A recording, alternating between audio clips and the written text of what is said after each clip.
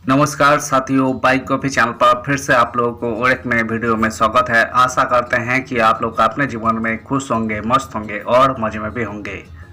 हमने आज फिर बॉलीवुड की बैकग्राउंड से जुड़ी हुई और एक रियल किस्से से आप लोगों को रूबरू करवाने वाले हैं।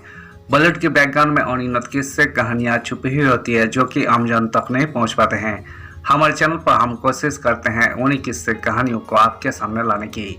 तो चलिए कहानियों पे चलते हैं, शुरू करते हैं बॉलीवुड की बैकग्राउंड से जुड़ी हुई छुपी हुई और एक नए किस्से। एक कहानी पर बनी 3 फिल्में 2002 में एक साथ हुई रिलीज। एक बनी ब्लॉकबस्टर तो एक ने तबाह कर दिया दो भाइयों का कैरियर। देश के महान क्रांतिकारी शहीद भगत सिंह के जीवन ने हमेशा से बॉलीवुड को प्रेरित किया है, लेकिन साल 2002 में सिनेमाघरों में एक ऐसा दुर्लभ नजारा दिखा जब भगत सिंह पर आधारित 3 फिल्में एक साथ रिलीज हुई। अजय देवगन की the legend of Bhagat Singh, Bobby Deol और सनी देओल की 23 मार्च 1931 शाहिद और सोनू सूद की शहीद आजम के बीच उस वक्त बॉक्स ऑफिस पर कड़ी टक्कर देखने को मिली थी। जहां राजकुमार संतोषी के निर्देशन में बनी अजय देवगन की फिल्म ने न केवल दर्शकों का दिल जीता बल्कि इतिहास रचते हुए ब्लॉकबस्टर साबित हुई। वही बॉबी देओल और सनी देओल की फिल्मों को दर्शकों ने पूरी तरह नकार दिया। इस हार का असर इतना गहरा था कि देओल भाइयों के करियर पर सालों तक फ्लॉप फिल्मों का साया बना रहा। आइए जानते हैं उस दिलचस्प फिल्मी जंग की पूरी कहानी जिसने अजय देवगन को नेशनल अवार्ड दिलाया और बॉबी सनी के लिए एक बुरा सपना साबित हुई। भारतीय फिल्म इतिहास में कोई बार ऐसा हुआ है जब एक ही विषय पर 2 फिल्में आमने सामने आई है, लेकिन साल 2002 का वही दौर आज भी सिनेमाई गलियारों में चर्चा का विषय रहता है। उस साल देश के महान क्रांतिकारी शहीद भगत सिंह के जीवन पर आधारित एक नहीं, 2 नहीं बल्कि 3 फिल्में महज एक हफ्ते के अंतराल में रिलीज हुई थी। इस ऐतिहासिक टकराव ने न केवल फिल्म निर्माण की दौर को उजागर किया बल्कि कई बड़े सितारों के करियर की दिशा भी तय कर दी। आज हम विस्तार से चर्चा करेंगे उन तीनों फिल्मों की, the legend of Bhagat Singh, 23 मार्च 1931 शाहिद और शाहिद आजम। सिनेमा इतिहास का सबसे बड़ा क्लैश। जून 2002 में सिनेमाघरों में एक अजीब सा नजारा था। दर्शक जब थिएटर पहुंचते तो उनके सामने एक ही कहानी को 3 अलग अलग अंदाज में देखने का विकल्प था। सोनू सूद अभिनीत शहीद आजम 31 मई 2002 को रिलीज हुई थी। वही एक हफ्ते बाद 7 जून 2002 को भारतीय सिनेमा के 2 दिग्गज आमने सामने थे। एक तरफ अजय देवगन की the legend of Bhagat Singh थी और दूसरी तरफ देओल ब्रदर्स यानी सनी और बॉबी देओल की 23 मार्च 1931 शाहिद। यही टकराव केवल फिल्मों का नहीं बल्कि साख का भी था। राजकुमार संतोषी और सनी देओल के बीच हुए मनमुटाव के बाद दोनों ने अलग अलग फिल्में बनाने का फैसला किया था। संतोषी ने अजय देवगन को चुना जबकि सनी देओल ने अपने छोटे भाई बॉबी को भगत सिंह के रूप में पेश करने के लिए अपनी पूरी ताकत झोंक दी। अजय देवगन की the legend of Bhagat Singh Rajkumar Santoshi के निर्देशन में बनी इस फिल्मों को आज भी भगत सिंह पर बनी सर्वश्रेष्ठ फिल्मों में गिना जाता है। फिल्मों की पटकथा ए.आर. रहमान का संगीत और अजय देवगन की आंखों में छिपी वो क्रांतिकारी आग दर्शकों के सीधे दिल में उतरी।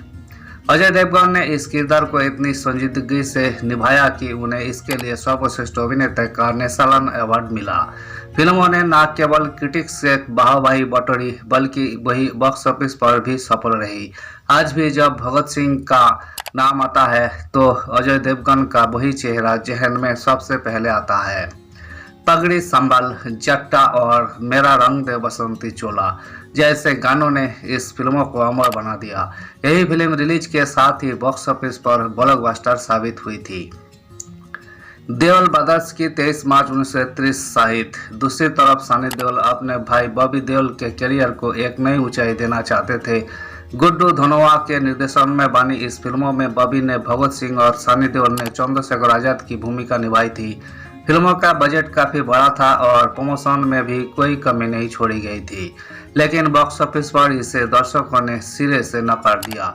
फिल्म के फ्लॉप होने की सबसे बड़ी वजह अजय देवगन की फिल्मों से इसकी सीधी तुलना थी। दर्शकों को अजय देवगन की एक्टिंग और संतोषी का निर्देशन कहीं अधिक प्रभावशाली लगा। बॉबी देओल के लिए यही फिल्म उनके करियर का सबसे बुरा मोड़ साबित हुई। करियर की तबाही और सालों का वनवास। 23 मार्च 1931 शाहिद की असफलता का असर सनी और बॉबी देओल के करियर पर बहुत गहरा पड़ा। इस फिल्मों के बाद अगर आप दोनों भाइयों की फिल्मोग्राफी देखेंगे तो पाएंगे कि अगले कई सालों तक उनकी झोली में केवल फ्लॉप और डिजास्टर फिल्में ही रही। सनी देओल की जाल, द ट्रैम्प, खेल, लकीर जैसे फिल्में बॉक्स ऑफिस पर पानी मांगती नजर आई। वही बॉबी देओल का चमकता सितारा पूरी तरह धुंधला हो गया और वे धीरे धीरे इंडस्ट्री से गायब होने लगे। एक लंबे समय तक दोनों भाइयों को वही सफलता नहीं मिली जिसके लिए वे जाने जाते थे। बॉबी देओल के लिए तो यही करियर का अंत जैसा लगने लगा था, लेकिन कहते हैं कि समय का पहिया जरूर घूमता है। सोनू सूद की गुमनाम शुरुआत, इन दो बड़ी फिल्मों के बीच सोनू सूद की शाहिद आजम पूरी तरह दब कर रह गई। हालांकि सोनू सूद की एक्टिंग की तारीफ हुई, लेकिन कम बजट और सीमित रिलीज के कारण यही फिल्म दर्शकों तक नहीं पहुंच पाई। यही सोनू सूद के करियर की शुरुआती फिल्मों में से एक थी जिसे आज बहुत कम लोग याद करते हैं। धमाकेदार वापसी, सालों तक फ्लॉप फिल्मों के दौर से गुजरने के बाद अब साल 2024 से 25 में देओल भाइयों ने फिर से अपनी ताकत दिखाई है। सनी देओल ने गदर 2 से इतिहास रचा तो बॉबी देओल ने एनिमल और अपकमिंग फिल्मों से ओटीटी और बड़े पर्दे पर धमाका कर दिया है। 2026 में सनी की बॉर्डर 2 का आना यही साबित करता है कि जो लेजेंड होते हैं वे कभी खत्म नहीं होते। 2002 की वही जंग हमें सिखाती है कि दर्शकों के सामने जब विकल्प होते हैं तो जीत हमेशा कंटेंट और इमोशन की होती है। अजय देवगन उस जंग के विजेता बनकर उभरे, जबकि देओल भाइयों के लिए वही हार एक लंबी सीख और संघर्ष का सफर लेकर आई। धन्यवाद साथियों, इस वीडियो में हमने एक ही साथ रिलीज हुए 3 मूवी जो कि भगत सिंह पर बनाई गई थी, सो उससे जुड़ी हुई किस्से को आपके सामने रखने की कोशिश की है। उम्मीद है दोस्तों वीडियो आपको जरूर पसंद आई होगी। वीडियो पसंद आए तो लाइक कर दीजिएगा, चैनल पर नए आए हैं प्लीज एक सब्सक्राइब कर दीजिएगा। मिलते हैं नेक्स्ट वीडियो में, धन्यवाद।